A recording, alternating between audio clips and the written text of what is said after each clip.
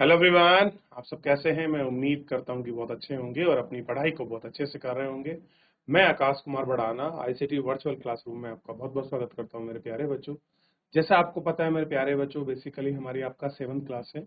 7th class में हम political science की बुक देख रहे हैं, ठीक। और आज हम नई बुक अपने मतलब हम लोग हिस्ट्री को देख चुके हैं और जो हमारी आपका पर्यावरण की बुक है उसको देख चुके हैं। दोनों हमारी कंप्लीट हो चुकी हैं। आज हम नई बुक प्रारंभ कर रहे हैं और पहला चैप्टर है हमारा आपका समानता, ठीक। पहला चैप्टर बड़ा ही महत्वपूर्ण चैप्टर है समानता। समानता यानी कि इक्वलिटी। किसको आप इक्वलिटी कहोगे? समानता है क्या, या समानता की मीनिंग क्या है, या भारतीय संविधान में किसकी समानता की बात की गई है। हम कहते हैं ना, सब लोग इक्वल हैं, चाहे कोई किसी भी कास्ट का हो, किसी भी धर्म का हो, किसी भी जाति का हो, किसी भी क्षेत्र का हो, वो किसी भी मूल निवास का हो, हर व्यक्ति एक समान है और सबको एक समान परिभाषा में आपका रखा गया है। क्या कहते हैं हम? इसीलिए सबको क्या बोलते हैं कि हम सब समान, ठीक। तो हमारी बुक है सामाजिक एवं राजनीतिक, ठीक, सेकंड है। और आप जानते हैं यही हमारी पॉलिटिकल। तो सबसे पहले कोई भी बच्चा किसी भी स्कूल से खड़ा होकर माइक लेकर आप चैप्टर को पढ़ सकते हैं। कोई भी बच्चा किसी भी स्कूल से, कोई भी आपका वॉलंटियर बच्चा माइक लेकर आप बच्चों आप चैप्टर को पढ़ें। कोई भी बच्चा किसी भी स्कूल से। शाबाश, बहुत अच्छे। जीआईसी कद्दू खाल, जीआईसी रीठा खाल, जीआईसी अंचोली, जीआईसी शक्ति फार्म, जीआईसी श्रीपुर बीच, जीआईसी कोटकंडारा। चलिए आगे बढ़े। सबसे पहले बात करेंगे लेसन नंबर 1, इक्वलिटी। आप किसको कहेंगे कि समानता? भारतीय लोकतंत्र में समानता। भारतीय लोकतंत्र में समानता का मीनिंग क्या है? किसको हम कह रहे हैं कि भारतीय लोकतंत्र में समान? भारतीय संविधान सब व्यक्तियों को समान बनाता है।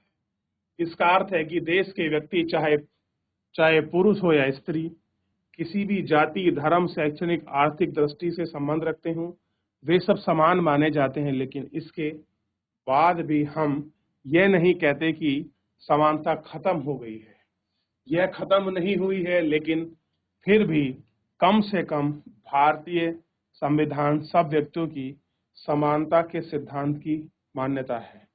कैसा है? सब भारतीय संविधान की सिद्धांतों की आपका मान्यता है। और आपको जहां पहले भेदभाव और व्यवहार से लोगों की रक्षा करने के लिए कोई कानून नहीं था, दुर्व्यवहार किया किसी ने किसी के साथ भेदभाव किया, ठीक है, तो उस समय लोगों की रक्षा करने के लिए कोई कानून नहीं था। अब अनेक कानून हैं जो लोगों के सम्मान और उनके समानता के व्यवहार को सुनिश्चित करते हैं। अब बहुत सारी चीजें ऐसी हैं जो लोगों के सम्मान को, लोगों के व्यवहार को सुनिश्चित करते हैं। क्लियर है? अब इक्वलिटी की बात करते हैं, अब समानता की बात करते हैं, लोगों के साथ अच्छा व्यवहार हो उसकी बात करते हैं। आप किसी जगह पर काम कर रहे हो, आपको सम्मान पूर्वक काम मिले, सम्मान पूर्वक कार्य करें आप, ये सारे राइट्स आपको कॉन्स्टिट्यूशनल आपका प्रोविजन है। क्लियर है? अगर अगर आप इसको सुनना चाहते हो, समझना चाहते हैं किसी प्रैक्टिकल के माध्यम से, देखिए हमारे यहाँ बहुत सारी मूवी आती है, पिक्चर आती है, तो आप केवल पिक्चर को ना एंजॉय की तरह देखते हैं, वो भी ठीक है, लेकिन हर पिक्चर में कोई मैसेज छुपा होता है। उस मैसेज को समझने की और पढ़ने की जरूरत है कि आखिर में था क्या उस मैसेज में। देखिए ऐसी एक पिक्चर आई थी, आपको क्लियर होना चाहिए। एक पिक्चर आई थी 1975 में, दीवार फिल्म बनी, ठीक। और जूता पॉलिश करने वाला लड़का फेंक कर पैसे उठाने से इनकार कर देता है। एक लड़का है जो वो आपका शू पॉलिश करता है, उसे फेंक कर पैसे दिए जाते हैं और उस पैसे को उठाने से वो इनकार कर देता है कि मैं पैसा नहीं उठाऊं। वह मानता है कि उसके काम की भी गरिमा है। गरिमा, किसी का मान सम्मान है, किसी ने काम किया है तो वो उसके सम्मान के लायक है। उसका भुगतान आपने, अगर आपने किसी कोई आपका सर्विस लिया, किसी ने कुछ काम लिया है, तो आप उसको पेमेंट कैसे करेंगे? आदर के साथ किया जाना चाहिए, ठीक। एक आदर के साथ आप उसका पेमेंट करो। क्लियर है? आप देखिए 3 इमेज आपको दिखाई गई है। समानता क्या होती है, गरिमा क्या होती है, इसमें आप बड़े अच्छे से महसूस करोगे जो बात करें गरिमा की। क्या आपको आपके जीवन में कोई ऐसी घटना याद है जब आपकी गरिमा को चोट पहुंची हो? आपने कभी देखा होगा, आप कहीं गए, किसी ने कुछ कह दिया, वो चीज वहां नहीं तो बड़ा ठेस सी महसूस होती है, बड़ा दुख महसूस होता है।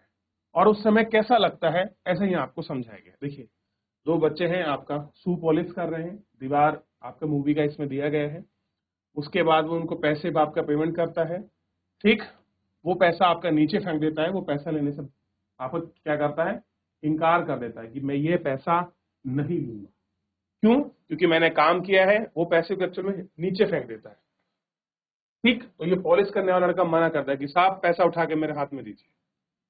क्यों? क्योंकि मैंने काम किया है, और काम किया है तो मेरे काम का, मुझे अपने काम का अधिकार है, और मुझे वापिस गरिमा है अपने काम की, और मैंने काम किया, आप पैसा मुझे सम्मान पूर्वक मेरे हाथ में दीजिए। और फिर क्या होता है, वो व्यक्ति उस बच्चे को पैसा उसके हाथ में देता है। क्लियर है? तो ये एक छोटा सा इसमें एग्जाम्पल के रूप में आपको बताया गया है। अब देखिए, समानता को स्थापित करने के लिए संविधान में जो प्रावधान है, कॉन्स्टिट्यूशन में कुछ आपके प्रावधान है कि सब लोग समान हैं, सब लोगों को समानता दी गई है, इक्वलिटी है, सब लोगों को समान अधिकार मिले, समान ट्रीटमेंट मिले। इसके लिए कॉन्स्टिट्यूशन में बहुत कुछ आपका प्रोविजन किए गए हैं, प्रावधान किया गया है। उनमें से कुछ निम्नलिखित हैं, जैसे प्रथम, कानून की दृष्टि में हर व्यक्ति समान है। इसका मीनिंग समझिए, कानून की दृष्टि में हर व्यक्ति समान है, चाहे कोई अमीर है, चाहे कोई गरीब है, कोई अधिकारी है या कोई नॉर्मल व्यक्ति है। अगर किसी व्यक्ति ने कोई क्राइम किया है या किसी व्यक्ति ने कोई नियम को तोड़ा है, तो उसको नियम तोड़ने, कोई भी क्राइम करने का, सबको समान आपका दंड मिलेगा। ये नहीं हो सकता अमीर ने किया है तो उसको दंड कम मिलेगा, गरीब ने किया है तो उसको दंड कम मिलेगा, ऐसा कुछ नहीं है। तो सबके लिए, हर व्यक्ति के लिए, हर वर्ग के लिए, हर जाति के लिए, हर धर्म के लिए, हर लिंग के लिए, चाहे स्त्री हो या पुरुष, सबको कानून की दृष्टि में हर व्यक्ति को समान बताया गया है। कैसा है कि हर व्यक्ति कैसा है, कानून की दृष्टि में समान है, और यही समानता का अधिकार है कि कानून की दृष्टि में हर व्यक्ति समान है। तात्पर्य यानी कि इसका मीनिंग क्या है, इसका अर्थ क्या हुआ कि हर व्यक्ति को देश के राष्ट्रपति से लेकर कांता जैसी घरेलू काम करने वाली तक सभी को एक जैसा कानून पालन करना है। चाहे देश के राष्ट्रपति हो, देश के प्रधानमंत्री हो, मुख्यमंत्री हो, कोई भी व्यक्ति हो, या एक आम वर्ग जो किसी के बहुत निम्न गरीब है, कुछ भी हो, सबको एक जैसा ही कानून है, एक जैसे ही कानून का प्रावधान है, एक जैसे समान अधिकार है। अगर केस न्यायालय में जाएगा तो उसी तरह से प्रोसेस और सब चीज होके गुजरेगी। तो सारी विधायी प्रक्रिया जिस प्रकार से कानून में वर्णित और लिखित है, तो इसमें किसी व्यक्ति विशेष में कोई वो चेंज नहीं हो सकता। हाँ, परिस्थिति के अनुसार वो है, कुछ हो जाए, ठीक है। तो सबको एक जैसे कानून की बात की गई है। दूसरा क्या है, किसी भी व्यक्ति के साथ धर्म, जाति, वंश और जन्म स्थान और उसके स्त्री और पुरुष होने के आधार पर भेदभाव नहीं किया जा सकता। अब मान लीजिए, सर ये थोड़ा आप बताइए, धर्म, जाति, वंश, जन्म स्थान, लिंग यानी स्त्री हो या पुरुष, किसी व्यक्ति को आप किसी भी काम के लिए ये नहीं रख सकते कि भाई आप तो दूसरे, आप राज्य से आते हैं, आपको हमारे राज्य में काम नहीं मिलेगा। आप ऐसा नहीं कह सकते। आपका जन्म वहां हुआ है इसलिए हम आपको यहां नहीं पढ़ा सकते, ऐसा नहीं कह सकते। आप उस जाति से बिलोंग करते हैं तो अब आप हमारी कक्षा में नहीं बैठ सकते। क्लियर है? आप उस वंश से हैं तो इसका मतलब ये नहीं है कि आपको वहां, अगर सब बच्चे आप चेयर पर बैठे तो आपके लिए आपका सोफा लगेगा, तो ऐसा नहीं है। कोई भी काम है वो स्त्री हो या पुरुष, दोनों को बराबर अधिकार है। आप भी टीचर बन सकते हैं, कोई आपकी महिला भी टीचर बन सकती है, आईएएस में कोई आपका स्त्री हो या पुरुष, सबको बराबर का अधिकार। कोई भी ऐसी जगह नहीं है जहां स्त्री और पुरुषों के साथ आपका विच्छेद किया गया हो, उनको अलग समझा गया हो। तो कोई किसी भी धर्म, कास्ट, रिलीजियस, कहीं कुछ भी का हो, सबको समान है। यानी कि यहाँ पर आपका व्यक्ति विशेष का कुछ नहीं है, सब व्यक्ति को आपका समान समझा गया है, और किसी भी आधार पर भेदभाव की कोई गुंजाइश नहीं है। क्या नहीं है? भेदभाव की कोई भी गुंजाइश आपकी नहीं है। ठीक। तीसरा देख लीजिए इसमें हर व्यक्ति को सार्वजनिक स्थानों पर जा सकता है। कोई भी व्यक्ति किसी भी सार्वजनिक स्थान पर जा सकता है। जैसे बहुत बार क्या होता था कि कुछ लोग थे जिन लोगों को एक टाइम में कुओं से पानी नहीं भरने देते थे, मंदिरों में प्रवेश नहीं करने देते थे, लोग अपने घरों में एंटर नहीं करने देते थे, कार्यालयों में नहीं घुसने देते थे। लेकिन अब ऐसा कुछ नहीं है। हर व्यक्ति कोई भी कहीं भी जा सकता है, चाहे वो खेल का मैदान हो, चाहे वो होटल हो, दुकान हो, बाजार हो, सब जगह, हर जगह, सार्वजनिक जगह पर वो जा सकता है। उसे कोई रोक टोक नहीं कर सकता, कोई उसको नहीं रोक सकता। चाहे वो आपका कुआं हो, सड़क हो, नहर हो, घाट हो, ठीक, और इन सब चीजों को कोई नहीं आपको रोक सकता। और फोर बहुत इंपॉर्टेंट है, अनटचेबिलिटी, अस्पृश्यता का उन्मूलन। कुछ काम पहले समाज में ऐसे थे, जो लोग चमड़ा वगैरह उतारते थे, उन लोगों को आपका वो लोग क्या करते थे, आपका बड़े हीन दृष्टि से देखते थे। लेकिन आज के समय में हमारी संविधान में ऐसे प्रोविजन है, अगर आप आर्टिकल 17 को पढ़ोगे, अस्पृश्यता का अंत बड़े अच्छे रूप से एक्सप्लेन करता है। कभी मौका मिले तो बताऊंगा मैं आपको, ठीक है। तो ये सारी चीजें इससे बताएगी कि आप किसी व्यक्ति को हीन दृष्टि से नहीं देख सकते कि नहीं छी ये ऐसा काम करता है, आप ऐसा भी नहीं कर सकते। ये कॉन्स्टिट्यूशनल ऑफेंस है और आप एक सोशल क्राइम के दायरे में आते हैं, ठीक। किस पे? किसी को अनटचेबिलिटी के अनुसार। जैसे पहले था ना, छुआछूत जैसी चीजें थी, अगर कोई आज करता है वो जेल जाने का हकदार है, ठीक। ये उसके बारे में, कानून के बारे में लिखा गया। चलिए एक बार आप इसको सारे को अच्छे से देख लीजिए। जितना हमने पढ़ा है, कुछ समानता की बात करी, कुछ कानून की बात करी, तो बड़ा इंपॉर्टेंट है, आप इसको देखिए। कुछ पूछना है, कोई आपके दिमाग में उदाहरण एग्जाम्पल आ रहा हो कि ऐसा क्यों नहीं हुआ, या ऐसे हमें कुछ चीजें देखने के लिए मिली, आप मुझसे पूछ सकते हैं, व्यवहारिक रूप से भी, ठीक है। आप अगर कुछ पूछते हैं पूछ लीजिए, फिर हम आगे बढ़ेंगे। एक बार देख लें ताकि फिर हम अगले नेक्स्ट पैराग्राफ पर बढ़ सकें।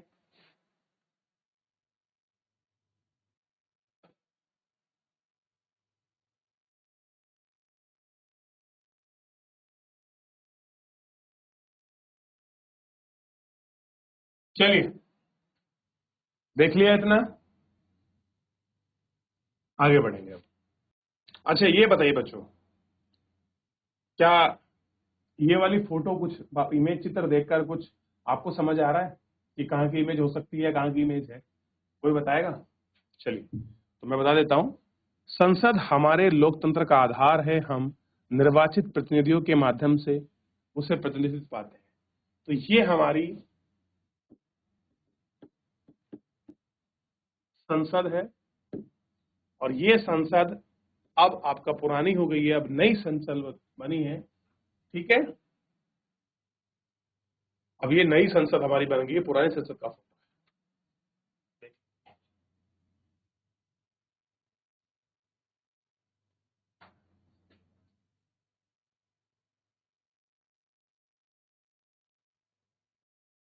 चलिए आगे बढ़े। शासन ने संविधान द्वारा मान्य किया है कि समानता के अधिकार को दो तरह से लागू किया गया है। पहला कानून द्वारा, और दूसरा सरकार की योजना और कार्य द्वारा सुविधाहीन समाज को मदद करे।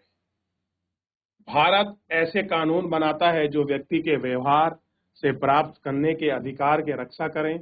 कानून के साथ साथ सरकार ने उन समुदायों के साथ सैकड़ों वर्षों तक असमानता का व्यवहार हुआ है, उनका जीवन सुधारने के लिए अनेक कार्यक्रम और योजनाओं को लागू किया है। जो लोग में असमानता का व्यवहार है, कुछ गरीब रह गए हैं, कुछ सामाजिक मूलधारा से पिछड़ गए हैं, कुछ शैक्षणिक दृष्टि से पिछड़ गए हैं, सबको समाज की मूल धारा से जोड़ा जाए, ऐसा हमारा प्रयास है। और ये आपकी योजनाओं को सुनिश्चित करने के लिए अनेक चीजें आपके चलाई गई हैं, उनके कुछ अवसर हैं, और उन्हें ये सारे अवसर आपका प्राप्त हुए हैं, और हम इनको अच्छे से आपका देखेंगे भी ये कैसे सुनिश्चित है, कैसी चीजें हैं, इस दिशा में भी हम आपका बात करेंगे, ठीक है। इस दिशा में सरकार द्वारा उठाया गया कदम मध्य भोजन की व्यवस्था है। आपने एक योजना सुनी होगी, मिड डे मील, जिसको हम कहते हैं मध्यांतर भोजन सुविधा व्यवस्था। मिड डे मील सुना है? तो उत्तराखंड की एक शासकीय शाला में बच्चों को भोजन परोसती महिला, क्या करती है? भोजन परोसती आपकी महिला, आपको दिखाई दे। इस कार्यक्रम के अंतर्गत सभी प्राथमिक स्कूलों में बच्चों को दोपहर का भोजन स्कूल द्वारा प्राप्त किया जाता है। यह भोजन भारत में सर्वप्रथम तमिलनाडु राज्य में प्रारंभ की गई थी और 2001 में उच्चतम न्यायालय में सभी राज्य सरकारों को इस अपने 6 माह के अंदर दिशा निर्देशित किया गया था। कार्यक्रम काफी सकारात्मक हुआ। उदाहरण के लिए दोपहर में भोजन मिलने से गरीबों के बीच अधिक संख्या स्कूल प्रवेश नियमित शुरू कर दिया गया।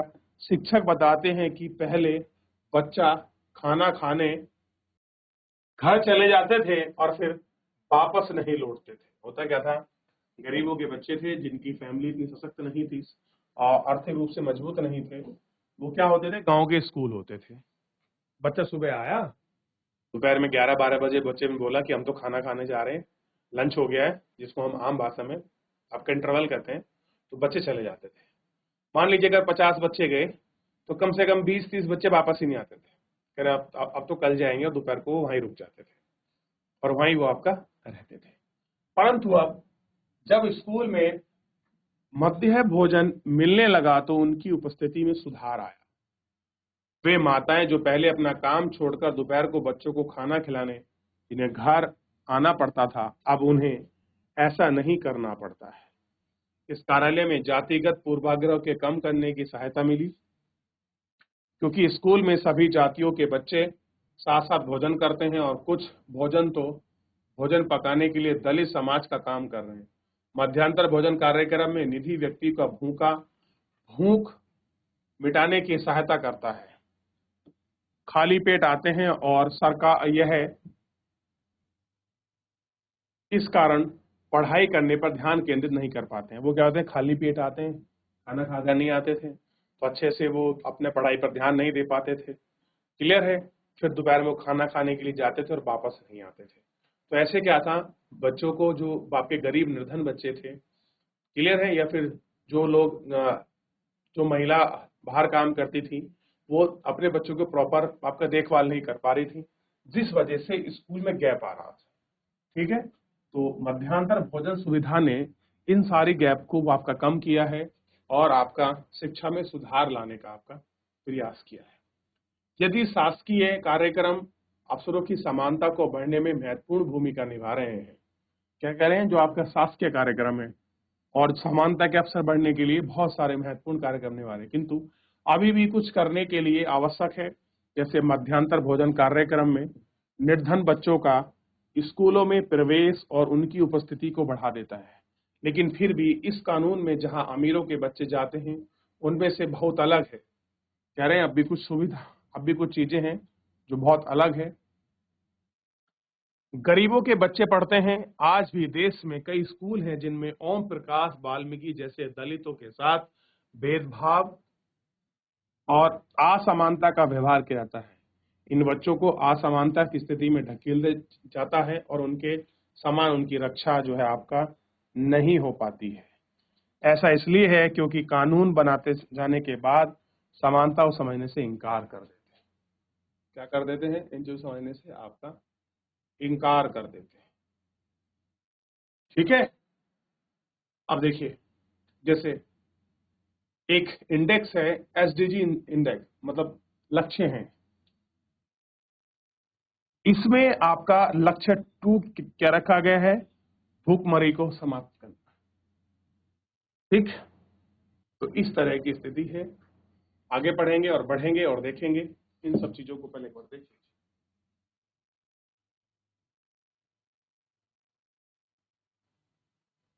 चलिए इतना देख लिया आपने। यहां तक कोई क्वेरी, कोई डाउट किसी बच्चे का?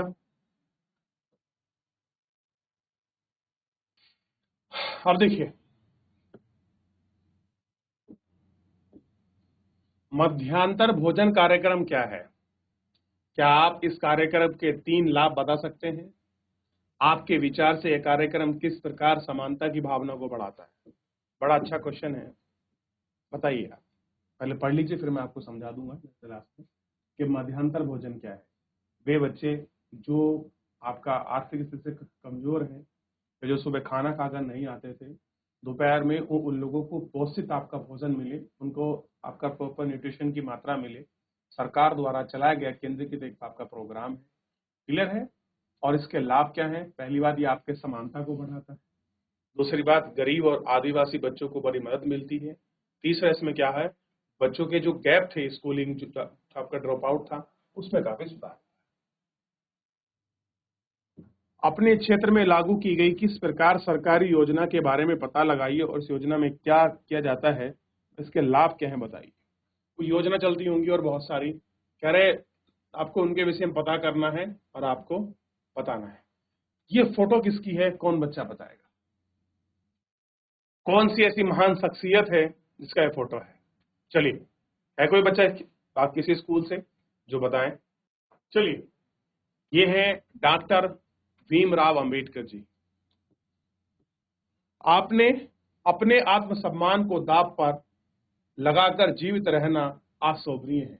ये कहते हैं अगर किसी व्यक्ति ने अपना आत्मसम्मान को दांव पर लगाकर आप जी रहे हैं तो अशोभनीय है। आत्मसम्मान जीवन का सबसे जरूरी हिस्सा है। इसके बिना व्यक्ति नगण्य है। नगण्य का मतलब है ना के बराबर है, जीरो है। आत्मसम्मान के साथ जीवन बिताने से व्यक्ति की कठिनाई पर विजय प्राप्त होती है। अगर आपने आत्मसम्मान चाहा है कि हमारी सेल्फ रेस्पेक्ट हो, अगर आपने अपनी सेल्फ रेस्पेक्ट को मारकर आप जी रहे हैं तो नगण्य है, और आपको अपनी सेल्फ रेस्पेक्ट के साथ जीना चाहिए। केवल कठिन और निरंतर संघर्ष ही व्यक्ति बल, विश्वास और मानवता को प्राप्त कर सकता है। जिस व्यक्ति ने ये सारी चीजों को झेला है, कठिनाई को, इन सब चीजों को झेलता है, वही व्यक्ति निरंतर आपका प्रयास करता है और निरंतर ये सारी चीजों पर विजय और मान्यता जैसी चीजों पर अपना विश्वास हासिल करता है। ठीक, ये सारी चीजें देखने को मिलती है। ठीक है, देख लिया, इसको हम अच्छे से बात करें। चलिए, तो मेरे प्यारे बच्चों, फिलहाल जो है आज के इस लेक्चर में हम लोग इतना ही रखेंगे। मिलेंगे नेक्स्ट लेक्चर में, तब तक अपना ध्यान रखिए, स्वस्थ रहिए, अपनी पढ़ाई को बहुत अच्छे से करते रहिए। मुझसे जुड़ने के लिए आपका बहुत बहुत धन्यवाद।